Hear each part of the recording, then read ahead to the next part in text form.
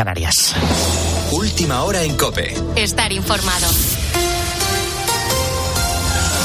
La tensión en Oriente Próximo no cesa. De hecho, en las últimas horas han muerto por primera vez desde que empezó el conflicto entre Israel y Hamás 3 soldados estadounidenses. Mientras tanto, en el Mar Rojo los hutíes continúan atacando a los barcos que navegan por la zona e incluso provocaron un incendio en un petrolero, aunque eso sí, no hubo que lamentar heridos. Estados Unidos sigue aplacando los misiles lanzados por el grupo paramilitar yemení, los rebeldes hutíes, pero la resistencia y la capacidad armamentística que tienen no deja de sorprender. En COPE hemos hablado sobre este conflicto con Jesús Manuel Pérez Triana, que es analista de seguridad y defensa, para conocer el trasfondo de este conflicto. Empezaron siendo una fuerza irregular arriba en las montañas, pero terminaron aliándose con una facción del ejército yemení, tomaron el control de un montón de armamento, incluido misiles balísticos, y desde entonces han estado recibiendo ayuda militar de Irán. Sobre todo han estado copiando y produciendo y mejorando drones iraníes.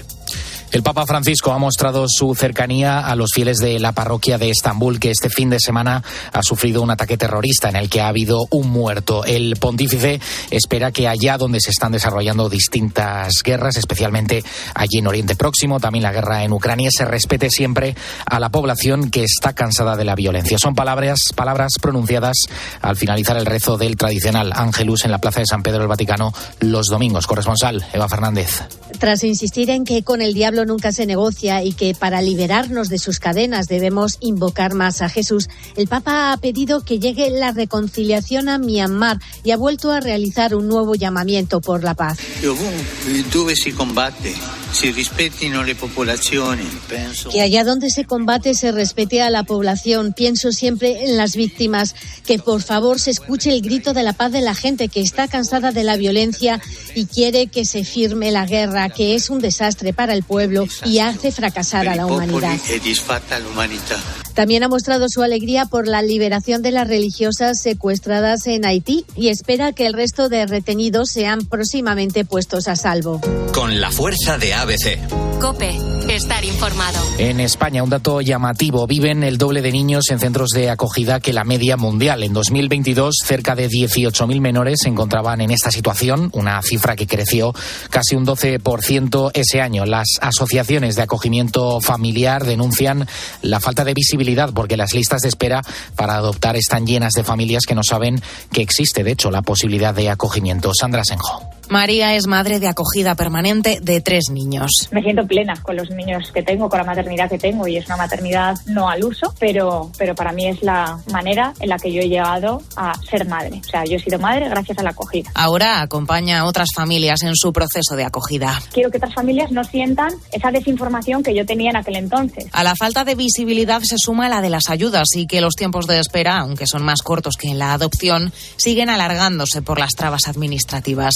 Rebeca Martín es trabajadora social en la Asociación Estatal de Acogimiento Familiar. Eso, una falta de conocimiento, por supuesto. Luego, comparación con otros países, sí que tengo el ejemplo de Italia. Desde hace unos años no existen las residencias, no hay centros como en España de protección, sino que es todo acogimiento familiar. Entonces se favorece pues a través de recursos. En España viven el doble de niños en centros de acogida que la media mundial. Tienes más información en nuestra página web en cope.es. Sigues en la noche de COPE con Adolfo Arjona. COPE. Estar informado. ¿Y tú? ¿Qué piensas? Escribe a Adolfo Arjona en Twitter, en @lanochedearjona. En nuestro muro de Facebook, La Noche de Arjona. O mándanos un mensaje de voz al 650 564 504.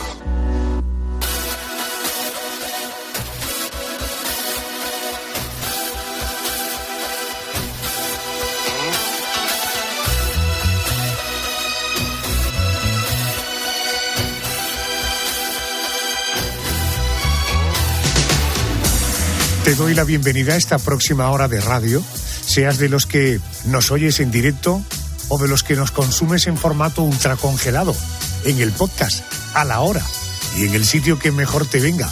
Sea como sea, agárrate fuerte a tus auriculares, sube el volumen de la radio, que llega el equipo con sus originales preguntas a nuestros expertos. Ya verás esta noche, ya verás.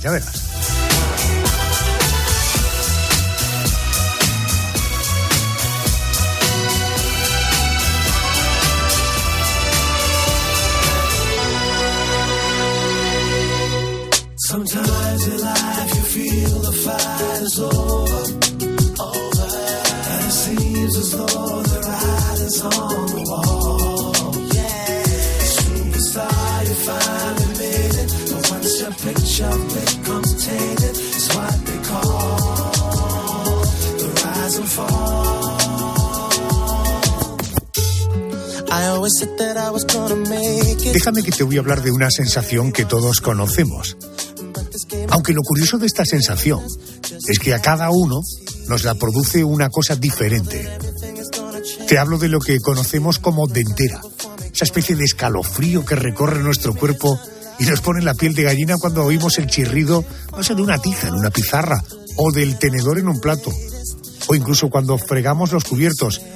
Esto igual te resulta extraño, pero me dice Yolanda que a ella le ocurre. Por Dios, para. Esta noche nos preguntamos ¿por qué se produce la dentera? Qué desagradable. Bueno, para responder a esto está Rocío González, la doctora Rocío González, es vocal de la Comisión de Otología de la Sociedad Española de Otorrinolaringología. Doctora González, muy buenas noches.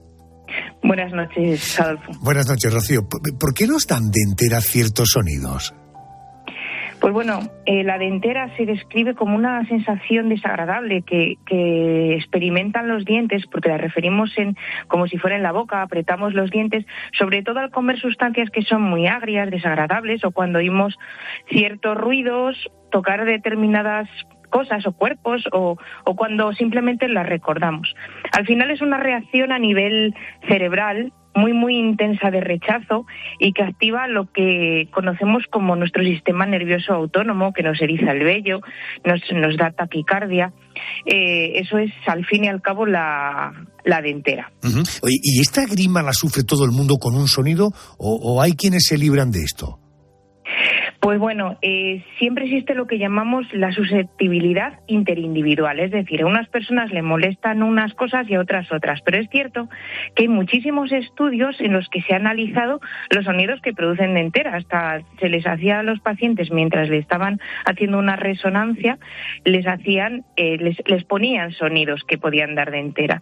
Y sí que se ha estudiado que hay ciertos sonidos que a prácticamente la totalidad de la población le dan dentera, como ya has comentado, pues las uñas contra una pizarra, el cubierto rayando el plato, una suela de zapato que chirría en el suelo de goma, las cadenas de un columpio oxidado, el ruido de un tren al frenar, y etcétera. Hay ciertos sonidos que esos prácticamente nos dan dentera a todos, y es cierto que hay otros, unas personas sí y otras no. Qué bueno. Pronto estamos hablando de sensibilidades diferentes. ¿Esto se siente a partir de una determinada, no sé, los bebés también pueden sentirla? Pues bueno, en los bebés lo que más se ha estudiado es la hipersensibilidad al sonido, que la hipersensibilidad sobre todo tiene que ver con la intensidad, es decir, sonidos que no nos deberían de provocar ningún tipo de respuesta si los ponemos un poquito más altos de lo normal, pero una intensidad normal, no elevadísima, porque nos daría a todos, pues generan rechazo. Entonces, son bebés que parece que hay cierta predisposición genética o alguna experiencia traumática previa que hacen que al ponerle un sonido o al hablarle un poquitín más alto de lo normal echen las manos a sus oídos. Eso es lo que se sabe en bebés. Pero ya de la grima a sonidos desagradables sí que empieza a haber estudios a partir de niños de 6 o 7 años. En principio en bebés no hay descrito nada. Correcto. Rocío, doctora, ¿qué le pasa a nuestro cuerpo cuando un sonido nos da dentera? ¿Cuál es la reacción física? Pues bueno, lo que se produce es una activación de la amígdala. De la amígdala no solo tenemos las amígdalas de la garganta, sino que también en el cerebro tenemos unas amígdalas. Entonces, la amígdala es una estructura cerebral que pertenece al sistema límbico cerebro de las emociones. Y lo que hace es mantenernos alerta ante posibles peligros que podamos tener. Y lo que hace es pues una respuesta emocional súper intensa de rechazo. También se activa la corteza auditiva y todo hace que digamos que se vaya echando más gasolina a ese fuego y la respuesta todavía sea mayor. Entonces la respuesta, lo que hace nuestro cuerpo es elevar la tensión arterial, aumentar la frecuencia cardíaca y diferentes alteraciones cutáneas como el vello erizado o aumento de la sudoración. Ya. ¿Y por qué en muchas ocasiones solo necesitamos recordar el sonido para sentir ese escalofrío? Pues porque al final todo es una respuesta cerebral pura y dura y esto es como el que tiene fobia a las arañas. Es decir, no tiene que tener una araña delante para que su cuerpo genere una respuesta, sino que simplemente con recordarla, con pensar en arañas o viéndolas en una película ya es capaz de generar esas respuestas y está en el cine, mirar hacia otro lado, taparse los ojos. Es una respuesta cerebral. Vamos a, si le parece, con la última y por tanto con el desenlace de esta historia. ¿Alguna forma de evitar la dentera? Lo primero, como todo en la vida, pues el sentido común. La mayor parte de esos sonidos que nos generan dentera no son sonidos de nuestro entorno ni de que estemos expuestos constantemente en nuestro día a día. Nadie está rayando con un tenedor un plato para todos los días. Entonces, ni arañando una pizarra con las uñas. Entonces, esos sonidos que no están en nuestro día a día no habría que hacer nada. Pero en los casos de hipersensibilidad a estímulos sonoros, que eso ya es otro tema, personas que con sonidos de no muy alta intensidad se echan las manos a los oídos o generan rechazo, el tratamiento es una estimulación gradual, terapias con sonido.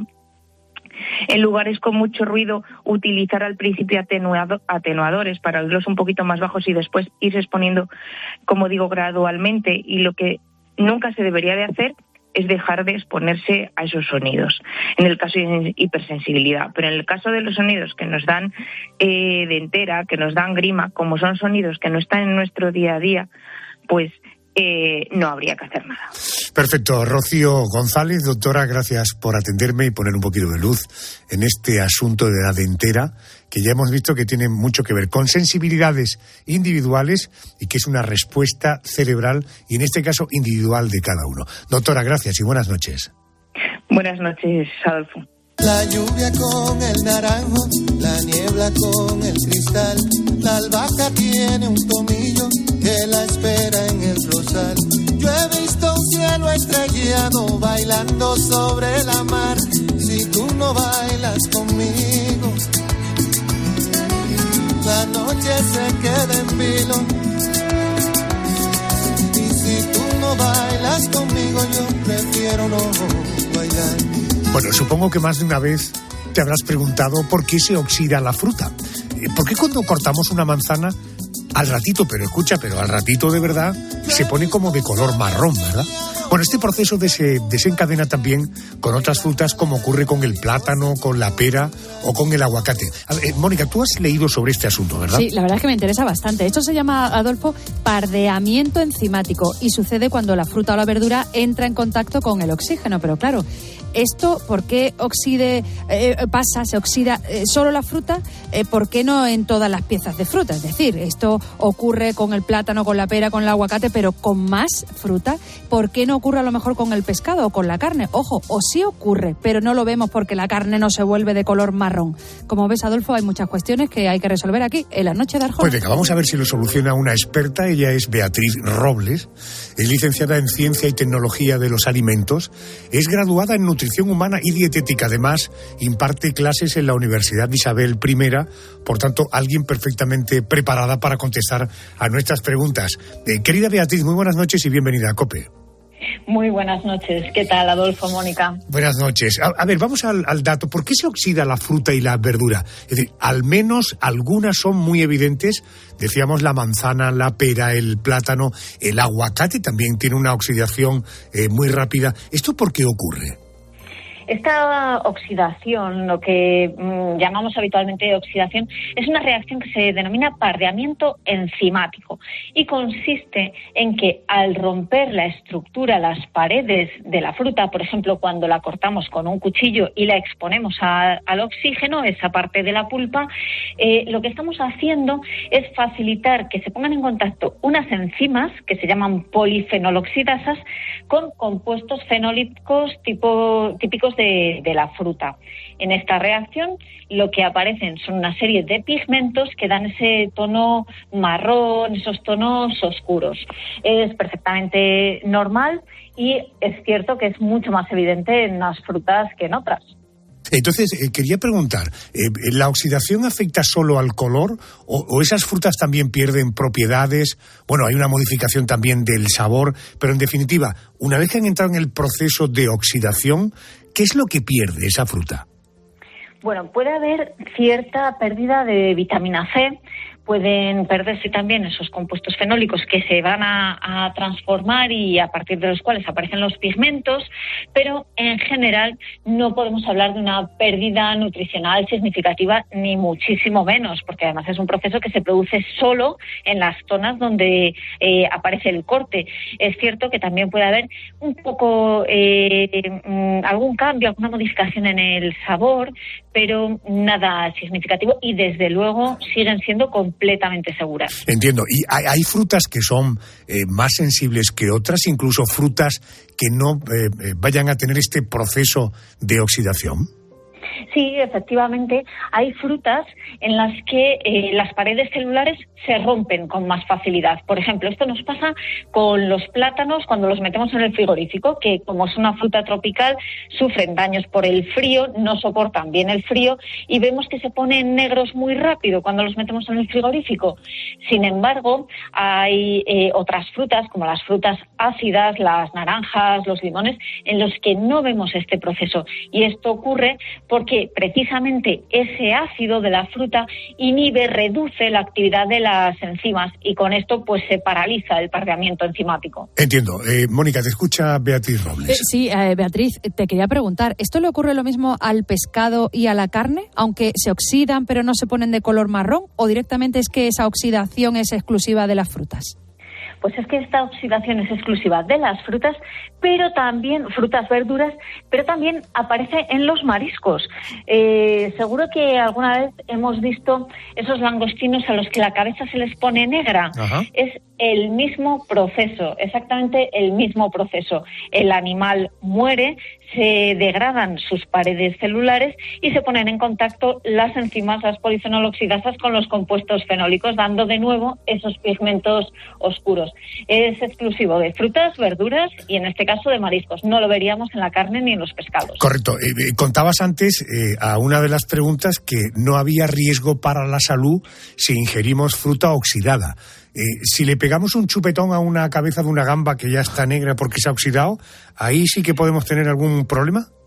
No, exactamente lo mismo. Siempre que el alimento se haya mantenido en buenas condiciones, es decir, se haya mantenido, por ejemplo, la fruta una vez cortada en frío, porque si pasan muchas horas a temperatura ambiente y está cortada, sí que puede haber un crecimiento de microorganismos, pero si se ha mantenido en frío, al igual que los langostinos o el marisco, no hay problema de seguridad alimentaria.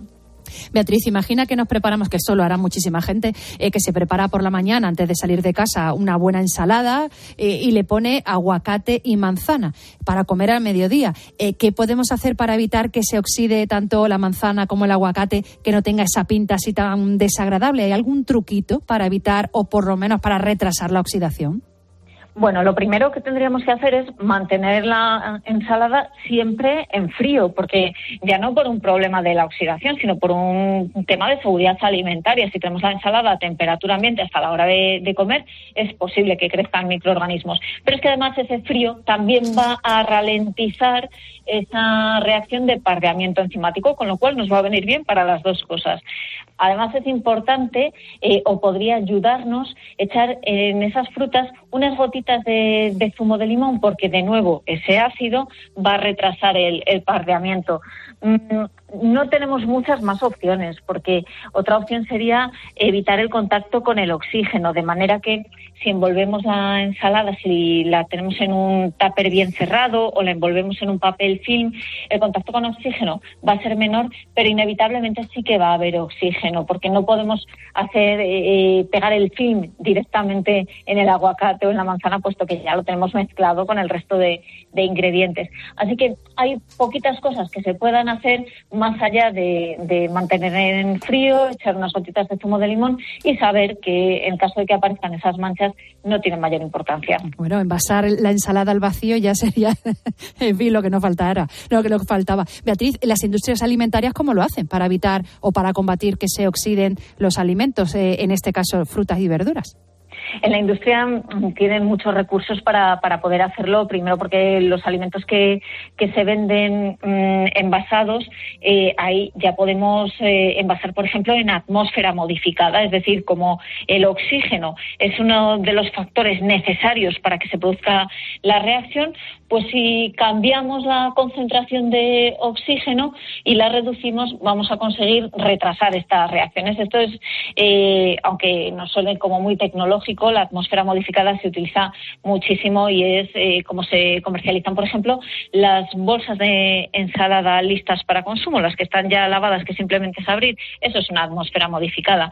También utilizan antioxidantes. Esos aditivos que a veces nos dan tanto miedo, pues muchas veces son antioxidantes como el ácido ascórbico, es decir, como la vitamina C o el ácido cítrico, que se utilizan precisamente para evitar, entre otras cosas, estas reacciones de pardeamiento. Y, por supuesto, la conservación en frío. Esto siempre nos va a ayudar a retrasar la reacción.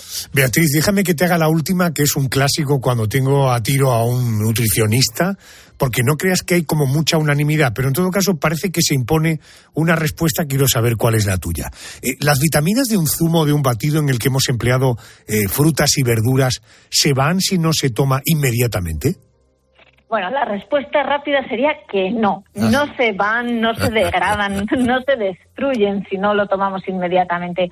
Lo que sí que es cierto, la respuesta matizada, es que todas las transformaciones que hacemos desde el momento que recolectamos una fruta o una verdura, va a haber una transformación de nutrientes. No siempre pérdida, a veces hay incluso ganancia de nutrientes. Pero en el momento que estamos exponiendo la pulpa a las reacciones, al oxígeno, a la luz, que es lo típico que ocurre cuando hacemos un zumo o un batido, cuando trituramos, cuando exprimimos, pues sí que va a empezar a degradarse lentamente, muy lentamente. Algunos estudios hablan de que 12 horas después de haber hecho ese zumo, la reducción de vitaminas es mínima. O sea que, como normalmente lo hacemos y nos lo tomamos al cabo de unos minutos, pues no habría mayor problema. Y luego lo de siempre, si esa pérdida de vitaminas fuese muy significativo, si el zumo fuese nuestra base en la alimentación, pues tendríamos que tener más cuidado, pero que haya una pérdida de vitaminas mínima en un alimento que simplemente es uno más de los que de los que comemos a diario y una de las fuentes de vitaminas, pero no la única, pues no tiene ningún problema. Correcto. Beatriz Robles, querida, gracias por atenderme a estas horas. Te mando un abrazo y espero que la próxima vez tener la suerte de que me vuelvas a atender y que podamos compartir unos minutos. Gracias y muy buenas noches. Cuando queráis, un placer. Buenas noches, Adolfo.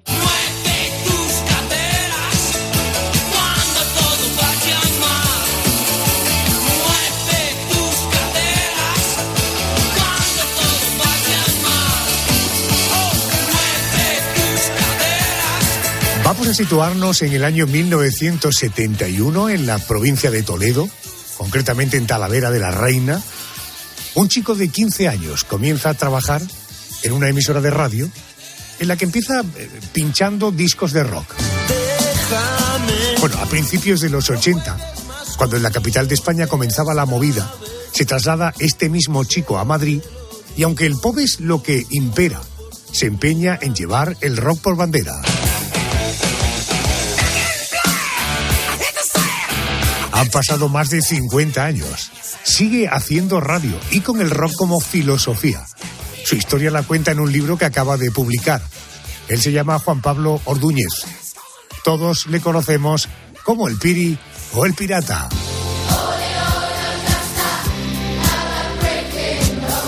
Pirata, muy buenas noches. ¿Cómo estás, chaval? Qué alegría. Vamos a por el segundo libro ya, ¿no? No, bueno, realmente este es el quinto, ¿eh? ¿El quinto? Este es el quinto. Lo que pasa es que los anteriores, los tres primeros, uno solo se editó a través de mi web, el segundo tuvo poco recorrido, el tercero tampoco demasiado, el anterior sí ya tuvo un recorrido más importante y ahora este. No hay quinto malo. No hay quinto malo, ¿no? Correcto. Bueno, escucha, más un libro sobre el día que ganó la selección española la Copa Mundial. Sí, ese no le contaba. Perfecto. Óyeme una cosa, es un libro donde cuentas tu vida entre la radio y el rock. Esto debo entender que el pirata ya se ha convertido en un abuelo cebolletas. Bueno, pues espero que no. Sinceramente espero que no. No, era un compromiso que yo tenía con la editorial y la verdad es que no tuve otra idea más peor que la de contar mi vida, eso sí, en paralelo a como yo desde muy jovencito veía la radio musical en este país. Tú, como muchos, empezamos a hacer nuestros primeros pinitos en Radio Juventud, en tu caso en Radio Juventud de Talavera. ¿Qué recuerdos tienes de aquellos primeros años de la radio? Son años todavía de cinta Revox y estas cosas, ¿no? Por supuesto, y de material, de máquinas muy antiguas y de mucha imaginación, de mucho oficio y de mucho instinto radiofónico. Yo siempre lo digo, afortunadamente yo empecé en la radio en una pequeña emisora de provincia en la que todos hacíamos de todo y en la que aprendí lo que es este bendito oficio. Y yo siempre lo llevo por bandera y nunca dejaré de estar orgulloso de ello. Pirata, estar en Talavera de la Reina, decidir dar el salto de entrar en el proceloso mundo de Madrid, ¿cómo recuerdas aquello? ¿Cuándo decides dar el salto y con qué proyectos llegas a la capital de España? Pues decido dar el salto cuando mi ciudad me asfixia. Yo con 20 años había hecho de todo ya en Talavera, todo lo que se podía hacer. Y entonces veo, además vuelo la que se está, porque evidentemente yo aunque estuviera en Talavera estaba muy al tanto de lo que estaba ocurriendo en el rock del mundo y por supuesto en el rock nacional, ¿no? El rock nacional que precisamente estaba explotando. Eran los primeros discos, el que tú has, bueno, no el que has puesto de Barney, pero el primer disco de Barney, eran los primeros discos de Topo, de Leño, de Asfalto, de Ñu, y yo huelo que se está cociendo algo y yo decido que quiero estar presente en esa historia, en esa explosión del rock español y en definitiva y por ende en esa explosión del rock en España que estaba ocurriendo en ese momento. Y decido que no me la quiero perder y me voy a Madrid. Ajá. Chupas de cuero, pelos largos, escuchar rock duro, rock fuerte, todo aquello ¿te causó algún problema? ¿La gente te miraba raro? ¿Había quien pensaba que vosotros erais una especie de gente marciana, de gente peligrosa? De gente peligrosa, sí, pensaban que éramos delincuentes. En algunos casos, en otros en absoluto. Por ejemplo, en esta Santa Casa nuestra jamás vieron con malos ojos mi greñas hasta la cintura en los 80, mi chupa de cuero raída, ni mis pantalones vaqueros, ni los discos que ponía, ¿no? En algunos casos sí, a mí había taxistas que no me paraban en aquellos tiempos, ni mucho menos. Y el concepto de rock alimentado además por algunos medios muy importantes, el concepto de rock cercano a la delincuencia, a lo marginal, a la explosión también de aquella maldita corriente que fue la heroína y que tanto se llevó a tanta gente, todo esto juntos, sí, evidentemente había mucha gente que nos miraba mal. Pirata, en tu libro cuentas, hay imágenes de ello que corroboran estas afirmaciones, que has entrevistado a los más grandes del rock. ¿Cuál ha sido el artista con el que mejor te has sentido y aquel que te ha decepcionado cuando le has conocido? Decepcionarte ninguno, porque ¿sabes qué ocurre? Que cuando los artistas llegan ante un periodista musical, tienen que mantener una pose y no pueden ser antipáticos, porque eso se puede trasladar en la entrevista, se puede trasladar en la información que tú das de él, con lo cual la mayoría son maravillosos. Me destaca la simpatía. ¿Sabes lo que ocurre? Que yo llevo 40 años entrevistando a los grandes, no solamente en una ocasión, ¿no? Y entonces es muy agradable cuando ellos recuerdan a ese periodista cojo de España que una vez les echó un cable cuando ellos estaban empezando a hacer sus primeros conciertos o estaban publicando sus primeros discos en este país. Y después, y cada cierto tiempo se vuelven a encontrar con ese tipo, y entonces es muy agradable porque lo que ahí se generan son muchas simpatías y muchos recuerdos, pues eso, agradables, ¿no? Entonces yo tengo esa suerte, la de que realmente nadie me ha decepcionado. Tuve un encontronazo un día en el estudio con el venenado Lemmy Kilmister de Motorhead, que llegó con un pasón importante al estudio. Yo estaba presentando su disco y entonces él me dijo, cállate y pon mi disco ya. Y le dije, mira, Lemmy, soy fan tuyo de toda la vida, he sido de los primeros en poner tu música aquí, pero este es mi programa, yo hago lo que quiero y vete del estudio, ¿no? Pero volvió a los 5 minutos y nos hemos encontrado muchas veces después, y todo volvió. No tengo ni por arriba ni por abajo ninguna entrevista de verdad, señora Arjona, que resalte ni por lo bueno ni por lo malo. Han sido todas, casi todas, bastante agradables, alguna maravillosa. Entiendo. Bueno, menudo susto nos da el Pirata en octubre del 22, trabajando, en fin, como los tíos con las botas puestas. De pronto, en un estudio de radio, en el estudio de Rock FM, tiene un infarto en pleno directo. Pirata, aquello ha sido un punto de inflexión, es decir, el otro día un amigo que ha tenido también un accidente más leve que el tuyo, una angina de pecho, me decía, es un punto de inflexión. He llegado a la conclusión de que quiero seguir viviendo y por tanto que tengo que hacer las cosas de otra manera. ¿Te has llegado a replantear tu vida? En absoluto. No, lo único que yo estoy haciendo desde ese momento, yo siempre he sido una persona que ha saboreado, yo las he pasado bastante canutas en esta vida, ¿no? Con lo cual, cada, por decirlo de alguna forma, placer que la vida me ha dado, cada cerveza que me he tomado, cada viaje que he hecho, lo he saboreado mucho. Y lo único que estoy haciendo, créeme, desde que me dio el Hama, ha sido saborearlo todavía con más intensidad. O sea, esta conversación que estamos teniendo para mí es mucho más placentera ahora que hace año y medio. Y eso es lo que hago, y esa es la única filosofía. Evidentemente hay que cuidarse, hay que replantearse cosas, horarios, el volumen de trabajo, el que las sorpresas negativas que te da la vida te afecten lo menos posible. Todo eso hay que tamizarlo y todo eso hay que ponerlo en un muro. Pero realmente a mí no me ha cambiado en absoluto. Yo sigo disfrutando, como siempre, de la vida y de mi trabajo. Lo que pasa es que ahora, insisto, lo hago más intensamente. El disfrute, digo. Correcto. Para la gente que no ha pasado por un trauma de este tipo, por una experiencia de este tipo, el día del FU, el día del perrenque, el día del muermo, ¿tú ese día eres perfectamente consciente de todo lo que te estaba pasando?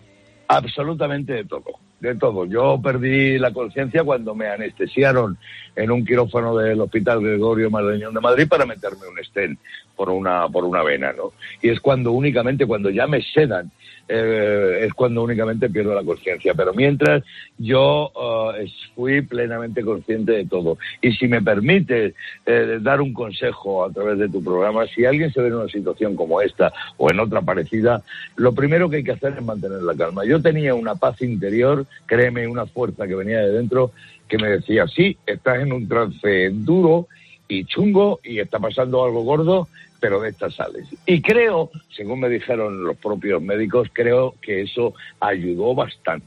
Escúchame una cosa, ahora triunfas en Rock FM con El Pirata y su banda, es un programón. Yo creo que además ha coincidido tantas cosas en ese programa, una buena red de emisoras, una cobertura, en fin, siempre uno ambiciona tener mayor cobertura, pero una cobertura razonable, un equipazo de la leche, tú en un punto de madurez personal increíble, pero no siempre has vivido momentos dulces en tu relación con los medios, porque El Pirata no es solo la estética del rock, es el fondo, no solamente las formas, sino el fondo. Entonces, ese espíritu rebelde, contestatario, eso también ha formado parte de tu relación con los medios, por tanto, en tu trabajo. Y eso también aparece en el libro, ¿no?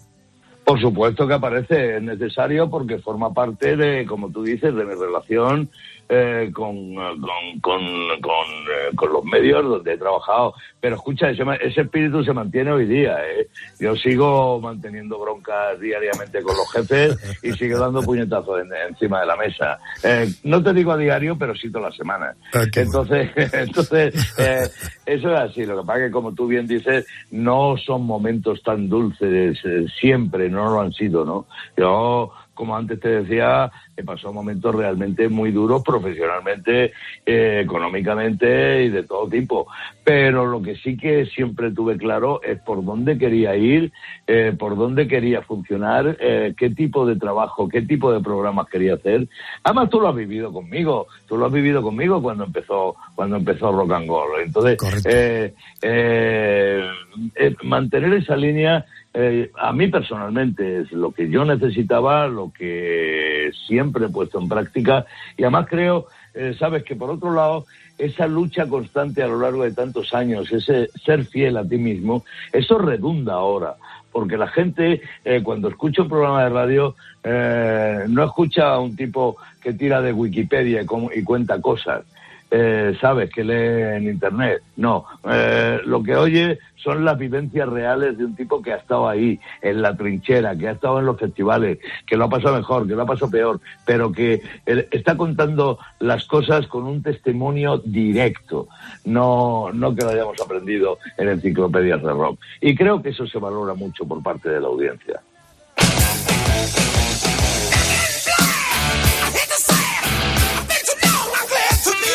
El Pirata, más de medio siglo de radio y rock. Lo edita Oberón, es el quinto o sexto libro de Juan Pablo Ordúñez, El Pirata, un tipo auténtico, un comunicador increíble. Si quieres pasar un rato no divertido, lo siguiente, las mañanas de Rock FM, El Pirata y su banda, más que recomendable. Por tanto, si eso lo hace a diario, imaginaros cuando para un poco y piensa lo que va a decir, que será lo que ha escrito en el libro, seguro que tiene que ser también una fantástica experiencia. Piri, gracias por atenderme a estas horas. Un abrazo. Lo único que no has dicho es que en el libro sales tú. ¿Ah, sí? Sí, eso es lo único que no has dicho. Así que cuando llegues a la mitad del libro más o menos te verás reflejado. Pirata, un abrazo muy fuerte, amigo mío. Gracias, chaval, gracias. Buenas noches. Buenas noches. I can wait another day until I call you. You've only got my heart on a string and everything aflutter. But another lonely night. Qué bonito, qué bien sigue sonando Paul McCartney, ¿verdad? Bueno, cuando tú llegas a un hospital, cuando llegas a un hospital con alguna pedrada dada, con alguna dolencia, ¿qué es lo primero que te colocan? Pues efectivamente, el suero intravenoso. Es probable que pienses que sea una solución líquida que sirve para alimentar a un paciente que no puede comer por la vía natural, pero un suero es mucho más. Puede ayudar a mantener con vida a un enfermo. Sirve para que una cirugía salga de forma satisfactoria. Suministra medicamentos e incluso son eficaces como antídotos frente a algunos venenos. Pero ¿sabes cómo se fabrica? Vamos a meternos en la planta de fabricación de Baxter, en Sabiñánigo, en Huesca. Me atiende el director de la planta, Alberto Yagüe. Buenas noches. Buenas noches. Buenas noches. Que tenemos claro que los sueros, o al menos eso tenemos entendido, se producen en un laboratorio. ¿A partir de qué materia prima? Porque he leído en algún sitio, corríjame naturalmente si me equivoco, que de alguna manera los sueros provienen de determinado tipo de animales. ¿Esto es cierto? Bueno, los sueros que fabricamos en nuestra planta y que son los que generalmente se usan en los hospitales no provienen de materiales de los animales, sino que básicamente están compuestos por polímeros. Con los polímeros hacemos la bolsa y hacemos el conector a través del cual luego se administra la solución del suero al paciente. Y luego, por supuesto, para preparar la solución que va dentro de la bolsa, pues necesitamos agua. El agua lleva unos procesos de destilación para dejarla totalmente pura y se mezcla el agua con los principios activos, con las sales, con los azúcares, con las glucosas, que luego van a conformar el suero en sí mismo. Entiendo. Por tanto, estamos hablando de agua destilada con sales, azúcares, glucosa. Oiga, porque ¿cuántos tipos de suero existen? Yo hablaba antes del suero intravenoso, podríamos hablar del suero inmunológico. ¿Existen diferentes tipos de suero o siempre que hablamos de esto estamos refiriéndonos a lo mismo? Bueno, básicamente tipos de sueros hay múltiples. Los más comunes son los intravenosos, son los que fabricamos aquí, pero dentro de ellos se clasifican por formatos, hay distintos tamaños. Hay desde sueros muy chiquititos hasta sueros muy grandes en función del uso que se les vaya a dar. Hay distintos tipos de conexiones al paciente, de distintos puertos para administrar otros fármacos dentro del suero. Sirven también para administrar fármacos y no solo para aporte de agua o aporte de sales o aporte de azúcares.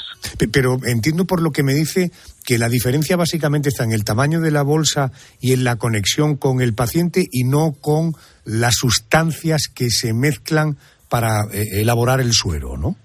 Sí, las sustancias también son muy variadas. Les llamamos formulaciones y depende de lo que se nos pida, pues las hacemos de una manera o de otra. Y aparte, dentro de una misma formulación, pues hay distintas concentraciones. No todas las bolsas de una misma formulación llevan la misma concentración. Entiendo. Yolanda, le presento a mi compañera Yolanda Guirado, que seguro que le quiere formular alguna cuestión porque es una mujer muy curiosa, una periodista muy curiosa. Yolanda. Alberto, buenas noches. ¿Qué tipo de envases hay y cómo se conservan estos sueros hasta que se utilizan en un paciente? Básicamente lo que más se usa en el mercado y lo que fabricamos aquí son envases de plástico flexible. Antiguamente se utilizaba el cristal o también hay envase rígido, pero está bastante en desuso. Se trata de mantener la seguridad de las enfermeras y los médicos que los usan, ¿vale? Y el vidrio pues es complicado. Entonces básicamente es plástico flexible, es el material del contenedor donde luego está la solución. La conexión con el paciente sí es un plástico más rígido, ¿no? Exactamente, es un plástico más rígido y luego lleva una serie de válvulas que pueden llevar algún tipo de caucho, algún tipo de material que tiene que autocerrar cuando se saca la aguja, ¿vale? A veces se mete un medicamento dentro para administrar, como he dicho antes, no solo aporte de líquidos o de sales, sino también aprovechar y administrar un medicamento. Eso hay que meterlo por distintos métodos. Uno muy común es a través de una jeringuilla con una aguja. Entonces tiene que ser un material que cuando se retire la aguja, eso autoselle y la bolsa no gotee. Alberto, le voy a hacer una pregunta que puede parecer un poco ingenua, quizá un poco infantil, pero a mí me llama la atención. Las bolsas supongo que están fabricadas y se rellenan del suero, ¿no? No es un proceso tan fácil como eso, ¿no? Hay distintas maneras de hacerlo. Hay gente que hace las bolsas en vacío, luego esas bolsas las lleva a otras salas, a otras zonas de fabricación y ahí hay un proceso de llenado a través de los pequeños puertos que tienen. En el caso nuestro es un proceso bastante innovador en el que la bolsa se va conformando y se va llenando a la vez, ¿vale? Es difícil de explicar, pero es un proceso bastante automático y bastante eficiente. O sea que con el propio llenado se va configurando la bolsa. Exactamente. Entiendo. Se ve la máquina y hay unas bobinas de plástico y en la misma máquina se va formando la bolsa y llenando, imprimiendo pues las características del medicamento y poniendo los conectores y se hace todo de manera automática en una sola máquina. Ustedes fabrican una sustancia extraordinariamente importante y delicada. Quiero decir que al final eso termina entrando en el organismo. Supongo que debe haber pruebas de calidad y ahí tendrán, en fin, la asepsia debe ser como uno de las frases en el frontispicio de la fábrica, ¿no? Exactamente. Una de los grandes valores añadidos de las bolsas de sueros es que son estériles, es decir, como muy bien has dicho, Adolfo, la bolsa se tiene que inyectar. Entonces, cualquier problema que tuviera de microorganismo interno, pues podría provocar una infección en el paciente. Con lo que, aparte de una asepsia en la fabricación muy alta, se fabrican en unas salas limpias que están totalmente controladas a nivel de presión, a nivel de flujos de materiales. Y luego, después de que la bolsa ya está fabricada, hay un proceso de esterilización. O sea, todas las bolsas son esterilizadas. Una vez que ya tenemos todas las pruebas de calidad superadas, una vez que tenemos los sueros llenos, ¿cómo funciona en el organismo? ¿Qué efectos tiene un suero? Pues hay muchas tipologías de sueros que son adecuados para distintos cuadros médicos. Digámosle que la función más normal es la de reposición de líquidos, la reposición de electrolitos para el correcto funcionamiento de los procesos del cuerpo, pero luego también hay otros sueros que ya reponen sales más específicas, como el potasio, que es necesario para distintos cuadros. Luego hay unos sueros que simulan de manera bastante buena el plasma sanguíneo, que son adecuados para cuando hay un paciente que ha perdido mucha sangre, el aporte de energía a través de la glucosa. Y luego hay ya sueros más específicos, pues que pueden luchar contra la acidosis metabólica, por ejemplo, bicarbonatos, incluso tratar infecciones. O sea, hay mucha tipología distinta de usos que se le puede dar a un suero. ¿Y hay sueros para niños y sueros para adultos? No se hace esta distinción y el suero es el mismo. Entiendo. Una curiosidad. Usted, señor Yagüe, que es director de la planta de fabricación de Baxter, que es químico, médico, farmacéutico, ingeniero, o nada de esto, o todo en su conjunto. Bueno, yo en mi formación es de ingeniero. ¿Cuál es un poco el motivo de ello? Son procesos muy, muy automatizados, ¿vale? Si hiciéramos las bolsas con procesos, digámosle, semimanuales, pues el coste sería muy alto, y lo que queremos es que todo el mundo tenga acceso al suero, que se usa muchísimo y no puede ser de otra manera.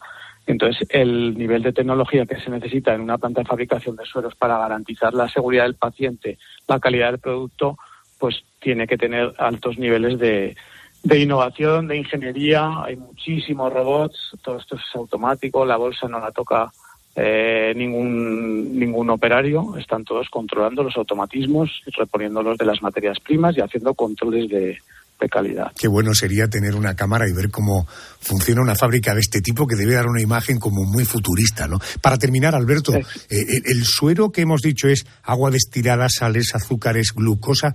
¿El suero tiene fecha de caducidad? El suero sí que tiene fecha de caducidad. Como todos los medicamentos, como medicamento que es, se tienen que hacer unos estudios de estabilidad.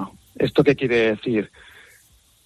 Que en el peor caso, y contando una bolsa que se ha fabricado y que se testea a los 3 años, por ejemplo, o a los 5 años, depende de lo que uno quiera alargar la fecha de caducidad, tiene que pasar un montón de controles de calidad tras ese periodo, ¿vale?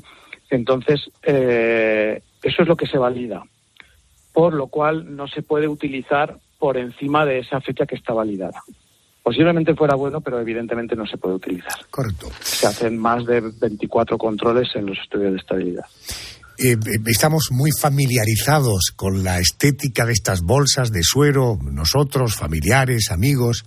¿Quién no ha visto una bolsa de suero? Pero no sabíamos cómo se fabricaba, y hemos tenido esta magnífica oportunidad que nos ha resuelto Alberto Yagüe. Alberto, gracias por estar con nosotros y buenas noches.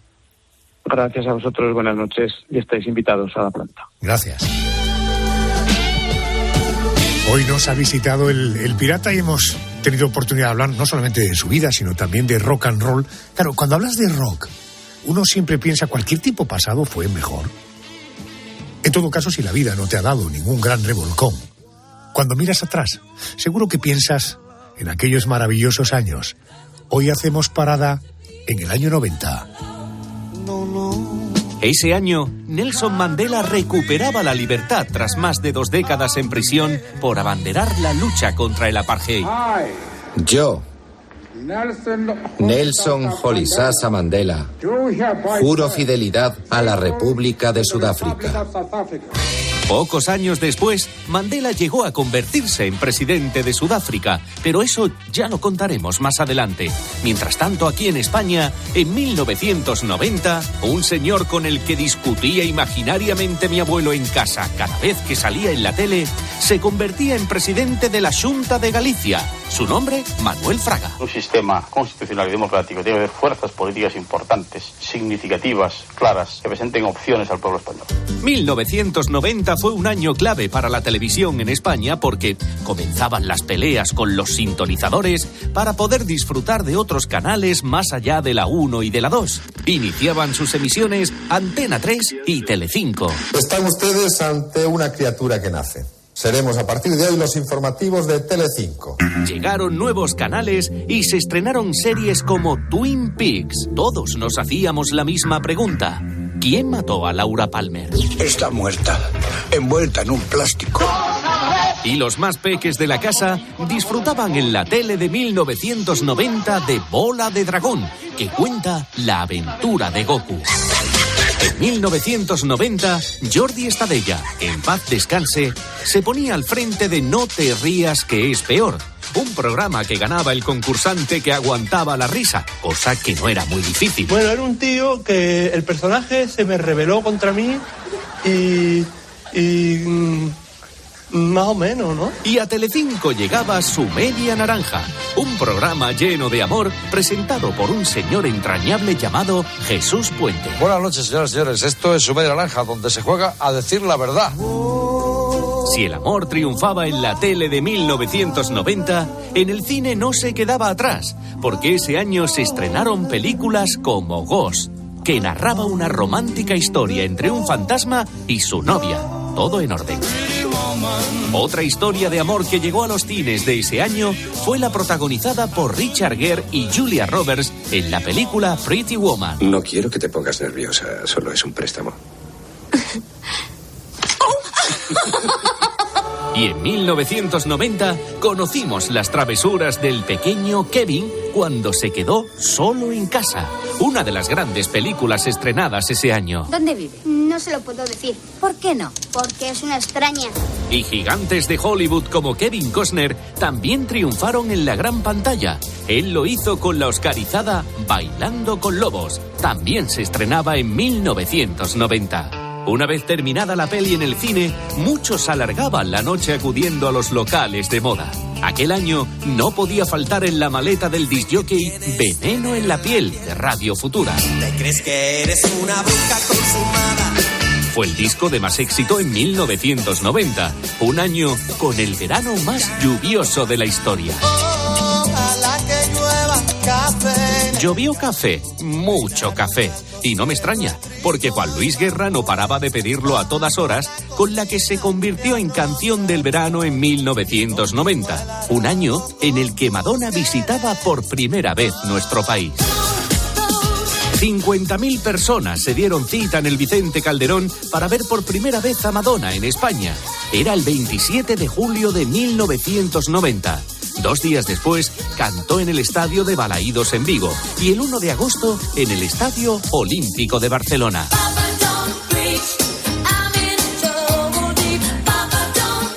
Año 1990. Venga, vamos a hacer o a seguir haciendo memoria. ¿Cuál es tu percepción del paso del tiempo? ¿Eres de los que cree que pasa rápido? ¿Rápido? ¿O lento? Hagamos un sencillo ejercicio y recordemos noticias ocurridas una semana como esta, pero de hace justo un año. Así podrás valorar si tu percepción del paso del tiempo es lenta o rápida. Una semana como esta, pero del año 2023, Estados Unidos detectaba en su espacio aéreo un objeto volante no identificado, un ovni. No tenía forma de platillo volante. Andrés, era literalmente un globo de proporciones enormes. Era gigantesco, era una gran bola gris plata en el cielo. Resultó ser, por cierto, propiedad del gobierno chino, que fue acusado de espionaje por Estados Unidos. Este globo gigante desató una gran tensión entre ambos países. Bueno, tardaremos mucho tiempo en conocer el verdadero objetivo de lo que realmente buscaba China con aquel artefacto sobrevolando el cielo norteamericano. Pero nos hacemos la siguiente pregunta. ¿Para qué suelen usarse ese tipo de globos y qué llevan en su interior? Bueno, he querido naturalmente preguntarle al periodista, divulgador científico, escritor, nuestro divulgador científico de cabecera, querido Jorge Alcalde, ¿qué son estos globos? ¿Para qué suelen usarse? Según el Pentágono, el primero de esos globos llevaba en su interior tecnología capaz de interceptar comunicaciones en tierra. Sin embargo, el gobierno chino siempre lo ha negado y ha asegurado que se trataba simplemente de un globo meteorológico. La realidad es que estos globos son más comunes de lo que pensamos y que para interceptar comunicaciones por móvil, por ejemplo, en la Tierra, son mucho más útiles que los propios satélites, que están tan lejos que muchas veces no son tan precisos a la hora de espiar estas comunicaciones. De manera que no sería raro pensar que algunos de estos globos espía, se puedan escapar del control y atravesar áreas que no pertenecen al espacio aéreo de un país. A lo largo de los últimos meses, China ha paralizado, de hecho, el programa de globos espía, lo cual parece indicar que efectivamente aquel episodio del 2023 realmente fue un error que las autoridades chinas no se han podido perdonar. Esta semana se cumple un año de la crisis de los globos entre Estados Unidos y China. Al mismo tiempo, en España estábamos a otras cosas menos sofisticadas. Se fraguaba una moción de censura contra el presidente del gobierno, Pedro Sánchez. La maniobra política estaba promovida por Vox, partido que propuso liderar esa moción a un exdiputado del Partido Comunista, un veteranísimo economista. Pues ¿por qué no, Ramón Tamames? Lo debieron estudiar el caso y decidieron hacerme a mí la propuesta. Tamames se reunió con la directiva del partido Vox y recibió la propuesta de liderar la moción de censura. Pero en aquel encuentro no obtuvieron un sí rotundo de Tamames, quien necesitó un tiempo para reflexionar una decisión que tomaría semanas después. Finalmente diría sí a la propuesta de liderar una moción de censura contra Pedro Sánchez, una moción que, como ya sabemos, no salió adelante. Bueno, esta semana se cumple un año desde que Vox hiciera esa propuesta a Tamames. ¿Tú tienes la sensación de que el tiempo ha pasado rápido o ha pasado lento? Y una semana como esta, pero del pasado año, fallecía uno de los grandes referentes de la moda en nuestro país. El 3 de febrero de 2023 decíamos adiós a los 88 años a Paco Rabanne. Y dada la hora que es, conviene que también te diga yo que nos vamos.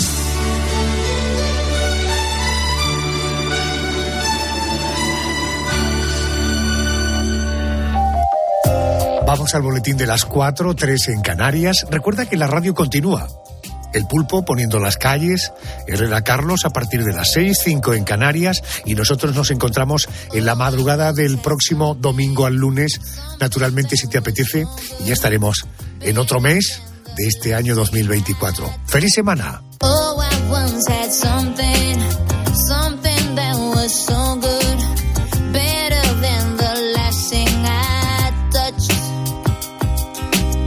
Then I turned right around on that something. I guess I figured I didn't like it that much. Oh yeah, the grass is green, but can you tell me, can you feel it? I wanna feel it. Oh yeah, the grass is green, but I think I stained my jeans, and now everybody knows that I've been in it.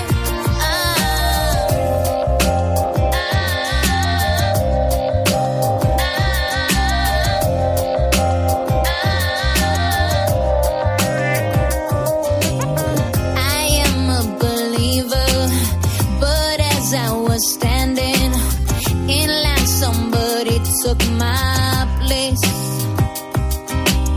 Yes, I'm a believer, never mind what they say. I got so tired along the way. Hey. Oh yeah, the grass is green, but can you tell me, can you feel it? I just wanna feel it. Oh yeah, the grass is green, but I think I stained my jeans, and now everybody knows that I've been in it. And I got a skeleton that's deeper than any closet, and a bomb that I will drop on it.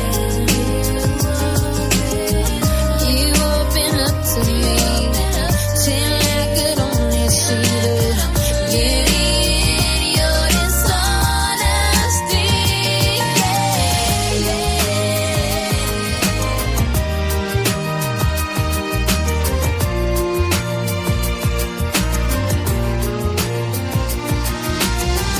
Oh yeah, the grass is green, but can you tell me? Adolfo Arjona.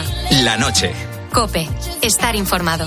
Los protagonistas de la actualidad se sientan cada mañana con Carlos Herrera. Me acompaña esta mañana aquí en el estudio un torero que se llama Juan Ortega. Querido Juan, buenos días, maestro.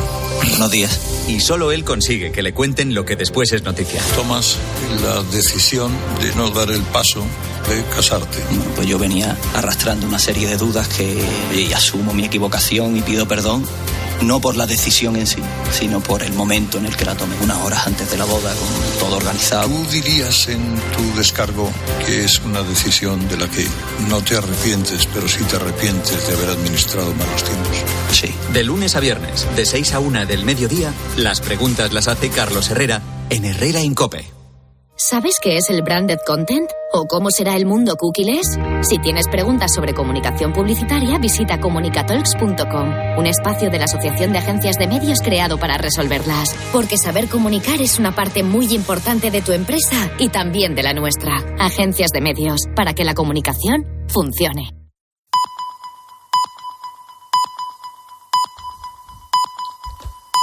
Alcanzamos las